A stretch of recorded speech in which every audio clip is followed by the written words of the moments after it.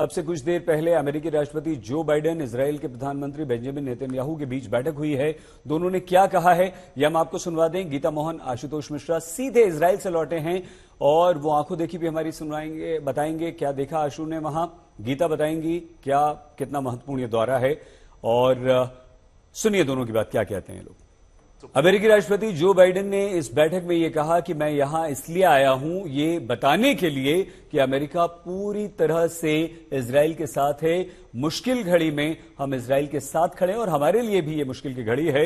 America पूरी तरह से इजरायल के साथ है। एक और महत्वपूर्ण बात यहां पर जो बाइडेन ने कही, ये कहा है कि जो हमास है वो फलस्तीनियों का प्रतिनिधित्व नहीं करता। वहीं नेतन्याहू ने यह कहा कि अमेरिका हमारा अच्छा दोस्त है, सदा हमारे साथ खड़ा हुआ है। बेंजामिन नेतन्याहू ने यह बात कही है। अमेरिका के राष्ट्रपति जो बाइडेन का धन्यवाद उन्होंने अदा किया है। धन्यवाद देते हुए कहा कि हमारा अच्छा दोस्त है, हमास आतंकवादियों को हम खत्म कर देंगे और हमारा ये निश्चय है, ये प्रण है कि हम हमास के आतंकवादियों को पूरी तरह से समाप्त करेंगे। अमेरिकी राष्ट्रपति जो बाइडेन का धन्यवाद जो वो यहां पर आए और इसराइल के साथ हमेशा खड़ा रहा। अमेरिका हमारा अच्छा सच्चा दोस्त है और अमेरिका ने कहा कि हम इसराइल के साथ हैं। आने का उद्देश्य यह बताना है कि इसराइल के साथ हमें उसका साथ नहीं छोड़ेंगे। आशुतोष मिश्रा, गीता मोहन दोनों हमारे साथ हैं, लेकिन आशुतोष आप हमें बताइए क्या देख कर आए आप यहां। हमें डर लग रहा था उस युद्ध को देखकर, आप तो वहां पर मौजूद थे। सईद, डर कहते हैं ना कई बार सही फैसले लेने के लिए भी आपको बाध्य करता है और डर के चलते आप कई बार सही फैसले लेते हैं। डर था, दिन भर जब निकलते थे कई जगहों पर जाने के लिए अचानक से सायरन बजता था। देखिए, हमें हिंदुस्तान इतना सुरक्षित मुल्क है, हमें ये आदत नहीं है कि सायरन बजा और 30 सेकंड के आपको बंकर में चले जाना है, ना हम उसके लिए ट्रेंड हैं।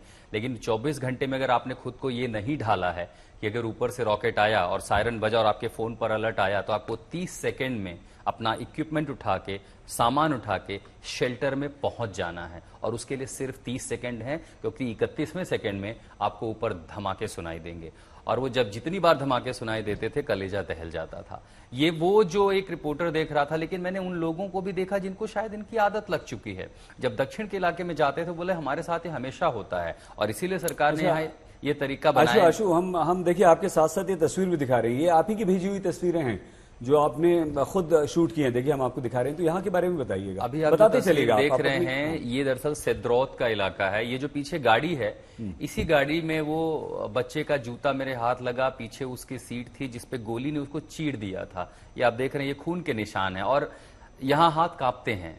अगर आप बहुत नजदीक से जाएंगे तो आपको दरअसल वो सारी तस्वीरें आपके इमेजिनेशंस में आने लगती हैं और जब आप उसको जीने लगते हैं तो आपके हाथ कांपने लगते हैं। और हम भी तो इंसान ही है ना सईद, हमारा भी परिवार है, हम उन चीजों को देखते हैं।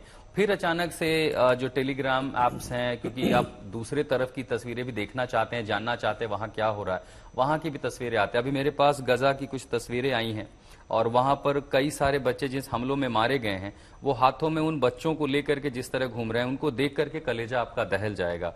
और यही हो रहा था कि दरअसल लड़ाई एक आतंकी संगठन और एक स्टेट के बीच में थी, लेकिन उसका शिकार मासूम लोग हो रहे थे, चाहे वो इजराइल के हों, चाहे वो यहूदी हों, या फिर ये आप जो बॉर्डर इलाका देख रहे हैं तस्वीरों में, दरअसल यहां से पीछे ये रॉकेट मेरे ठीक पीठ के पीछे रॉकेट की दिशा है, यहीं से आता है। और इस इलाकों में दरअसल ये आप जो जगह देख रहे हैं, यहाँ दरअसल मैं डिटेन हो गया था कुछ समय के लिए। किसने पकड़ लिया? मैं यहाँ पर शूट कर रहा था। दरअसल यहाँ बच्चों का पार्क है, काफी भीड़ होती है यहाँ पे। जब मैं यहाँ शूट कर रहा था तो कोई था नहीं शहर में, लेकिन शायद लोकल इंटेलिजेंस में या फिर किसी ने नोटिस किया, क्योंकि यहाँ से घुसपैठ होती है रात को जब वो रॉकेट दागते हैं। अच्छा। तो इस रास्ते वो लोग समंदर के रास्ते बोट लेकर के आके शहर में घुस जाते हैं और कई बार जो हम खबरें चलाते थे कि आतंकी घुसे, ये वही इलाका है। तो अचानक से ढेर सारी ट्रूप्स आई और मुझे बस एक आवाज सुनाई दिया कि हाथ ऊपर करने हैं। अब एक तो मैंने ऑलिव ग्रीन पहना हुआ था, हाँ बुलेट प्रूफ जैकेट थी, हेलमेट थी और साथ थी। ये इतना समझ में आ गया कि बस चुपचाप खड़े रहना है, कुछ करना नहीं है। वो लोग तो गोली मार देते हैं बिना सोचे। दरअसल आप देखिए वहां रेगुलर आर्मी है, वो पूरी प्रोफेशनल है, लेकिन जो एक रिजर्व फोर्स है, ये ज्यादातर बच्चे हैं 17-18 साल के, 12वीं के बाद 2 साल की सेना में ज्वाइन करते हैं, उसके बाद अपने कामों में लग जाते हैं। तो रिजर्व को सिटी में डाला हुआ था और ये नहीं पता है वो इतने प्रोफेशनल हैं या नहीं है, या वो बात करना जानते हैं कि नहीं, वो आक्रामक होते हैं।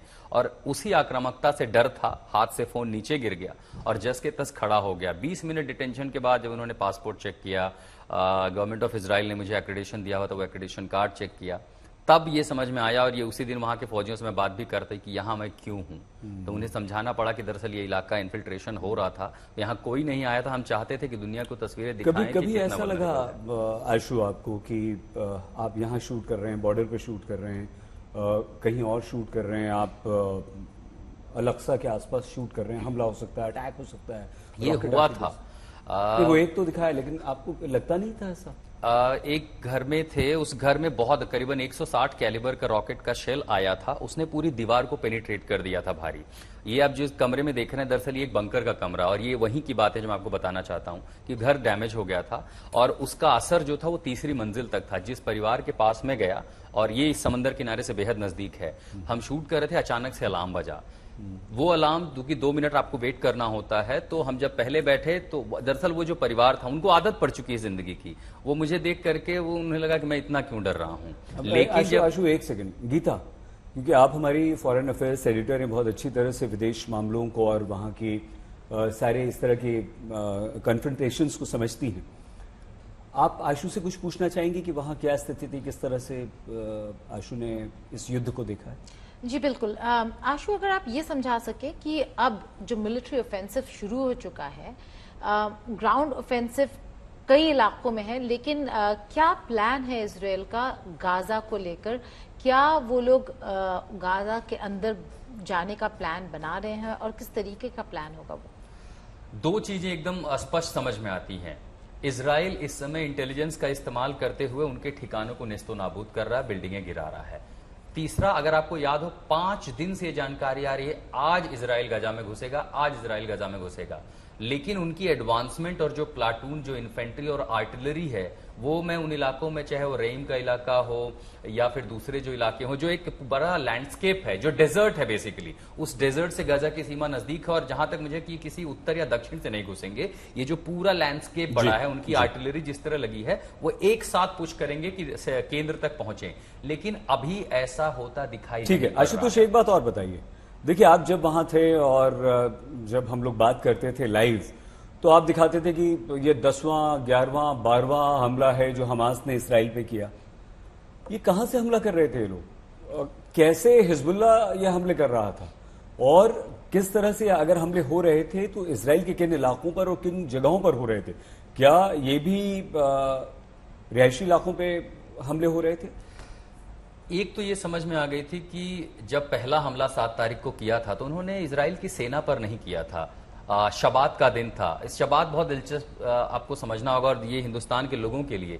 शबात शुक्रवार की शाम जब ये शुरू होता है, जैसे ही सूरज डूबता है शबात शुरू होता है, यहूदी मोबाइल फोन का इस्तेमाल नहीं करते, बंदूक नहीं उठाते, गाड़ियों में नहीं चलते, लाइट का इस्तेमाल नहीं करते, सब कुछ ठप हो जाता है। और शबत के साथ ही 7 तारीख को एक और उनका पवित्र मौका था जो साल में एक बार आता था। आपको याद हो कि 73 में भी अक्टूबर में ही हमला किया था इजिप्ट और सीरिया ने। तो वो ऐसा मौका था कि शायद हमास को ये अंदाजा था कि इस समय जो सेना है, चूंकि वो भी सिविलियन में ही जाते हैं, रिजर्व के ही लोग हैं, तो वो बहुत रिलैक्स मूड में थे, और उसके बाद ये हमला हुआ। तो ये जो मौका था, आप जो देख रहे हैं कन्फ्रंटेशन की स्थिति थी, उन्होंने उस वल्नरेबिलिटी को जाना कि इस समय ये लोग रिलैक्स होंगे, बहुत सही समय हमला करने का, और इसीलिए उन्होंने उस दिन को चुना था कि जाकर के आप अटैक करेंगे। तो सेना भी बहुत, और उसके चलते आप देखिए कि जो नेतन्याहू है प्रधानमंत्री, उनके लिए काफी गुस्सा भी है। वहां पर सड़कों पर प्रदर्शन हो रहे हैं कि हमारे लोगों को, एक कैंपेन वहां चल रहा है कि ब्रिंग बैक देम होम, जो लोग लापता है उनको जल्दी से लाया जाए। तो अभी इस समय बहुत बड़ी चुनौती वहां की सरकार भी झेल रही है, सेना को भी मुश्किल हो रही है कि कन्फ्रंटेशन इलाकों में जाएं,